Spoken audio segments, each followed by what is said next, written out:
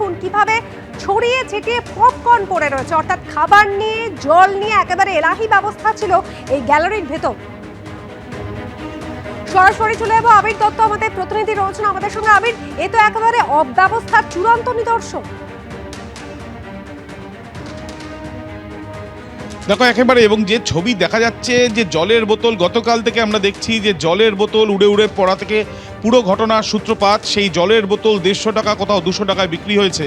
শুধুমাত্র জলের বোতল নয়, চড়া দামে খাওয়ার বিক্রি হয়েছে। যে খাওয়ার বাইরে 50 টাকা 40 টাকা, সেই খাওয়ার 200, 250, 300 টাকায়।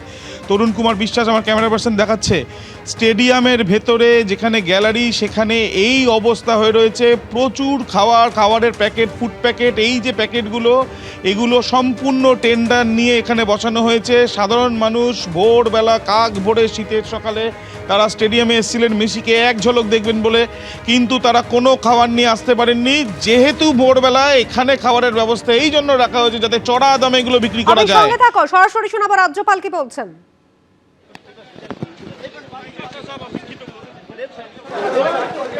যুবভারতী স্টেডিয়ামে আজ আবারও গেছেন রাজ্যপাল সিভি আনন্দ বোস। গতকাল সন্ধ্যাবেলা তিনি গিয়েছিলেন, কিন্তু তিনি স্টেডিয়ামে ঢোকার পর মাঠের আলো নিভে যায়।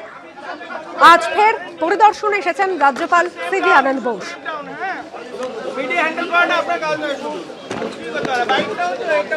কিছুক্ষণ আগে তদন্ত কমিটি, মুখ্যমন্ত্রীর নির্দেশে গড়ে দেওয়া তদন্ত কমিটি সদস্যরা তারা এসেছিলেন। আর এবার যুবভারতী স্টেডিয়ামে রাজ্যপাল সিভি আনন্দ বোস।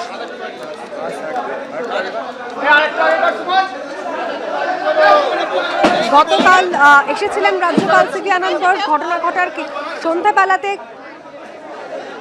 আর এই মুহূর্তে যে ছবি রাখছি, ইতিমধ্যে আদালতে পেশ করা হয়েছে। আপনারা জানেন গ্রেফতার করা হয়েছিল আয়োজক, এই মুহূর্তে নিয়ে আসা হয়েছে। আমরা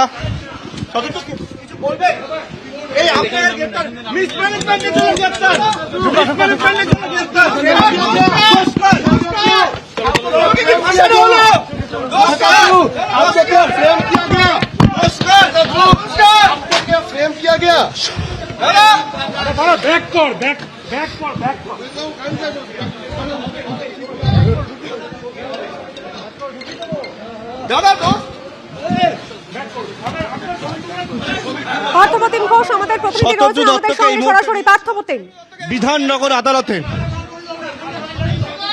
দেখো শতদ্রু দত্তকে এই মুহূর্তে নিয়ে আসা হয়েছে বিধাননগর আদালতে।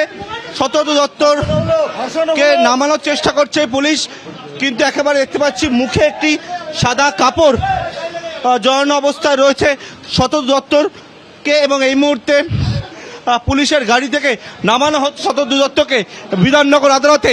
তুমি জানো গতকালকে মেসির অনুষ্ঠান ঘিরে যে বিশৃঙ্খলা তৈরি হয়েছে, পরবর্তীকালে কিন্তু একেবারে মিসম্যানেজমেন্ট হয়েছে বলে পুলিশের তরফ থেকে বলা হয়, এবং সেক্ষেত্রে শতদ্রু দত্তকে গ্রেপ্তার করা হয়, যিনি মূল আয়োজক।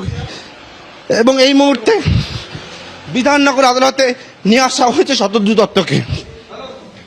একেবারে সেই ছবি রেখেছে আপনাদের সামনে। শতদ্রু দত্ত আয়োজক, যাকে গতকালই একেবারে এয়ারপোর্ট থেকে গ্রেফতার করা হয়েছিল, এই মুহূর্তে বিধাননগর আদালতে তাকে নিয়ে আসা হয়েছে। এবিপি আনন্দ, এগিয়ে থাকে, এগিয়ে রাখে।